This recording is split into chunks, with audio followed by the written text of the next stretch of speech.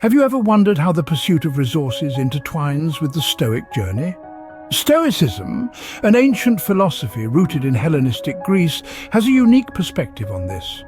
In the Stoics' world, the quest for wealth and resources takes a back seat to the pursuit of personal virtue and tranquility of mind. This isn't to say that Stoics are against resource accumulation, quite the contrary. However, they see it as a secondary pursuit. For Stoics, the emphasis is not on what we possess, but rather who we are as individuals.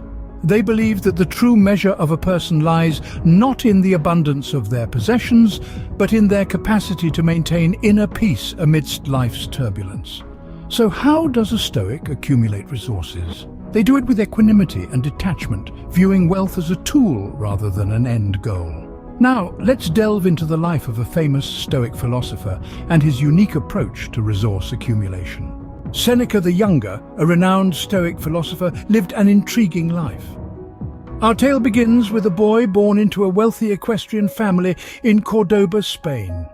This boy would grow up to be Seneca the Younger, one of the most significant Stoic philosophers of his time.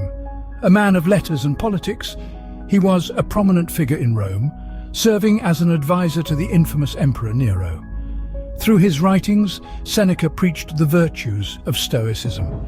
He advocated for a life of simplicity, moderation, and self-control, virtues that seem at odds with his lifestyle. For Seneca was not a man of modest means, he was in fact one of the wealthiest men in Rome, a status that brings us to a fascinating paradox.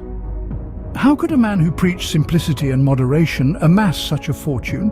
How could a Stoic who believed that virtue was the only good value wealth so highly? To understand this, we must delve into Seneca's views on wealth and resources. Seneca saw wealth not as an end, but as a means to an end. He believed that wealth in itself was neither good nor bad. Its value lay in how it was used.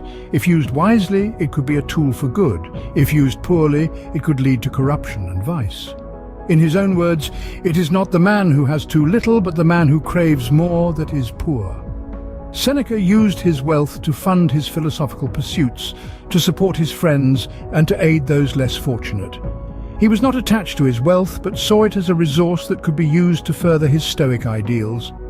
And so, we arrive at an understanding of Seneca's paradox. He was a Stoic and a wealthy man because he understood that resources, wealth, power, influence are not inherently evil. They are tools that, when used with wisdom and virtue, can be forces for good. Seneca's life, full of paradoxes, teaches us that Stoicism isn't about shunning resources, but about understanding their rightful place in our lives. Seneca's life and his approach to resource accumulation provide us with valuable insights. The Stoics' accumulation is not about amassing wealth for wealth's sake. Rather, it's about understanding the role and value of resources in our lives. The Stoics didn't disregard the importance of resources. They understood that resources like wealth, power, and status can be useful, but they placed a higher value on virtues like wisdom, courage, justice, and temperance. They believed that it's not what you have that defines you, but who you are and how you use what you have. They saw resources as tools, not as ends in themselves. They used their resources to act virtuously, to contribute to the common good, and to live a life in accordance with nature. Remember, the Stoic journey isn't about denying the value of resources, but about ensuring they don't control us. So, what does all this mean for us as we navigate our own Stoic journeys? We've delved into the rich history of Stoicism, examined the life of Seneca the Younger, and explored the concept of resource accumulation. Now we're left with a profound question. How do these insights inform our own lives? Our attitudes towards resources, whether they be wealth, time, or knowledge, fundamentally shape our experiences. Are we using our resources as tools to better ourselves and our communities, or are we allowing them to dictate our lives?